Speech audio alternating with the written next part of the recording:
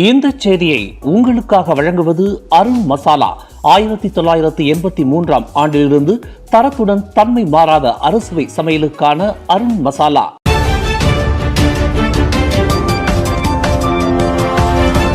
வணக்கம். திசைகளின் ஒரு மணி செய்திகள்.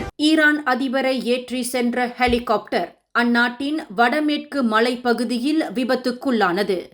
ஈரான் அதிபர் இப்ராஹிம் ரைசி உட்பட இதர சில முக்கிய பிரமுகர்களை ஏற்றி சென்ற ஹெலிகாப்டர் அந்நாட்டின் வடமேற்கு மலைப்பகுதியில் அவசரமாக தரையிறங்கியதாக இஸ்லாமிய குடியரசு செய்தி நிறுவனம் இர்னா தெரிவித்துள்ளது.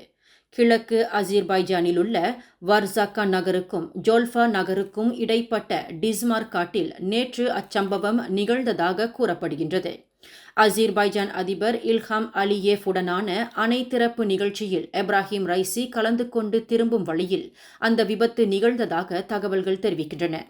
சம்பந்தப்பட்ட பகுதியில் வசிப்பவர்கள் மிகப்பெரிய சத்தத்தை கேட்டுள்ளதாக இர்னா செய்தி வெளியிட்டுள்ள சூழலில் அதிபரை தேடும் பணிகள் முடுக்கிவிடப்பட்டுள்ளன.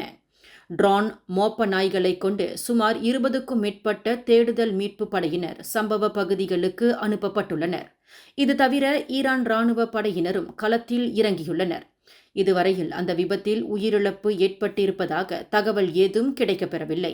சம்பந்தப்பட்ட பகுதி மலைப்பாங்கானது என்பதோடு வானிலை மோசமாக உள்ளதால் தேடி மீட்கும் பணிகளில் சுணக்கம் ஏற்படலாம் என எதிர்பார்க்கப்படுகின்றது. கொலை மிரட்டல் விடுக்கப்பட்ட டிஏபியை சேர்ந்த செப்புத்தே நாடாளுமன்ற உறுப்பினர் திரேசா காக்கிற்கு பாஸ் கட்சி துணை நிற்பதாக அதன் பொதுச் செயலாளர் டத்தோசரி தக்கியுடின் ஹசான் தெரிவித்துள்ளார். மலேசியர் என்ற அடிப்படையில் குற்ற செயல்கள் அல்லது சட்டத்திற்கு புறம்பான நடவடிக்கைகளில் இருந்து திரேசா காக்கை தற்காப்பதற்கு சட்ட ரீதியிலான அனைத்து பாதுகாப்புகளும் அவருக்கு வழங்கப்படுவது அவசியம் எனவும் தக்கியுடின் ஹசான் கூறினார். அண்மைய காலமாக நாட்டில் அரசியல்வாதிகள், பாதுகாப்பு படையினர், விளையாட்டுத்துறையினர், வர்த்தகர்கள் முதலானோருக்கு எதிரான வன்முறை சம்பவங்கள் அதிகரித்த வண்ணம் உள்ளன. திரேசா காக் அச்சமின்றி வாழ்வதற்கு ஏதுவாக போலீஸ் அவருக்கு மிரட்டல் விடுத்த நபரை அடையாளம் கண்டு சட்டத்திற்கு முன்பு நிறுத்த வேண்டும் எனவும் தக்கியுடின் ஹசான் வலியுறுத்தினார். நேற்று முன்தினம் திரேசா காக் வீட்டு அஞ்சல் பெட்டியில் 2 தோட்டாக்களுடன் மிரட்டல் கடிதம் அனுப்பப்பட்டிருந்தது தொடர்பில் அவர் அவ்வாறு கருத்துரைத்தார். அனைத்துலக மின்சார வாகன பந்தயமான ஃபார்முலா இ பிரிக்ஸ் கிராண்ட் ஃபைனலை ஏற்று நடத்துவதிலிருந்து மலேசியா விலகிக் கொண்டுள்ளது. ஃபார்முலா இ பந்தயத்தின் உரிமையாளர் மலேசியாவில் அந்த பந்தயத்தை நடத்த அதிக தொகையை கோரிய வேளை வர்த்தக ரீதியிலான கட்டணங்கள் தங்களது எதிர்பார்ப்பிற்கு மீறிய நிலையில் உள்ளதால் அம்முடிவு எடுக்கப்பட்டதாக உள்நாட்டு நிறுவனமான ஸ்பாட்ஸ்டெக் ஹோல்டிங்ஸின் தலைமை நிர்வாக அதிகாரி வான் அகில் வான் ஹசான் தெரிவித்தார்.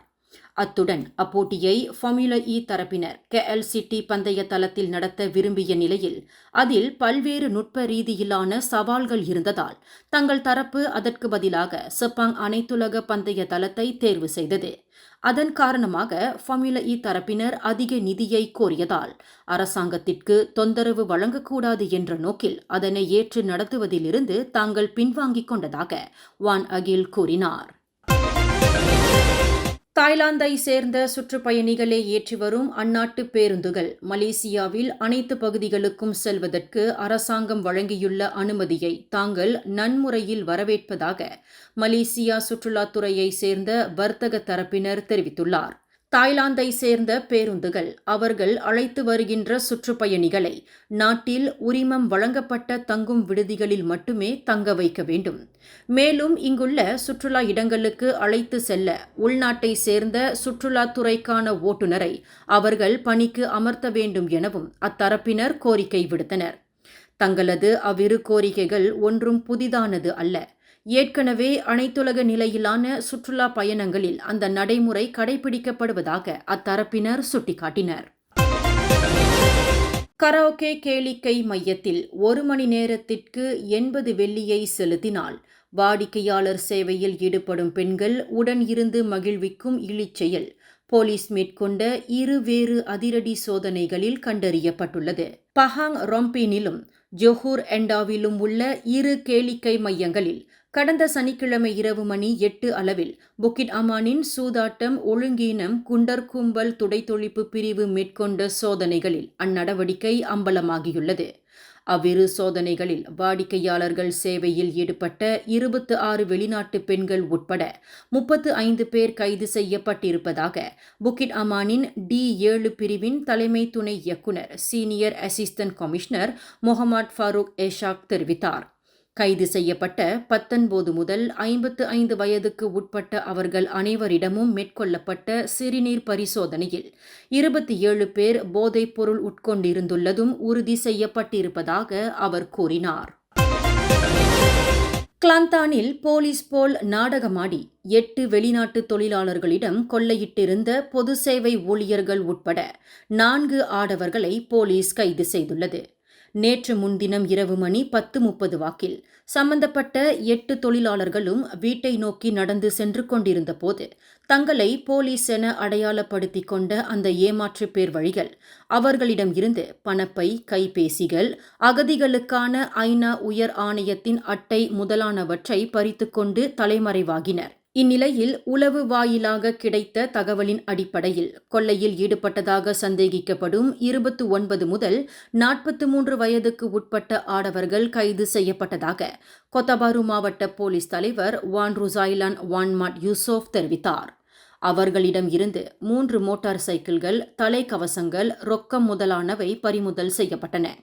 விசாரணைக்கு உதவும் பொருட்டு அவர்கள் அனைவரும் இம்மாதம் 25ஆம் தேதி வரையில் 7 நாட்களுக்கு தடுப்பு காவலில் வைக்கப்பட்டுள்ளதாக வான் ருசைலான் கூறினார். பினாங்கு பயான்லபாஸ் சீகேட் அருகேயுள்ள துன்டாக்டர் லிம் சாங் யூ நெடுஞ்சாலையில் சாலையில் அடாவடித்தனம் மற்றும் சட்டவிரோத பந்தயங்களில் ஈடுபடுகின்றவர்களுக்கு எதிராக பரடயா மாவட்ட போலீஸ் தலைமையகம் நேற்று அதிரடி சோதனையை நடத்தியது. அதில் சுமார் 65 மோட்டார் சைக்கிள்கள் பறிமுதல் செய்யப்பட்டதாக பரடயா மாவட்ட போலீஸ் தலைவர் சூப்பரிண்டென்டென்ட் கமருல் ரிசால் ஜனால் தெரிவித்தார். பரடயா மாவட்ட சாலை போக்குவரத்து அமலாக்கம் மற்றும் குற்றப்புலனாய்வு பிரிவு, தென் சபராங் பிராய் மாவட்ட போலீஸ் தலைமையகம், பினாங்கு சாலை போக்குவரத்து துறை ஆகியவற்றை உட்படுத்தி சுமார் 32 அதிகாரிகள் அச்சோதனையில் ஈடுபட்டனர்.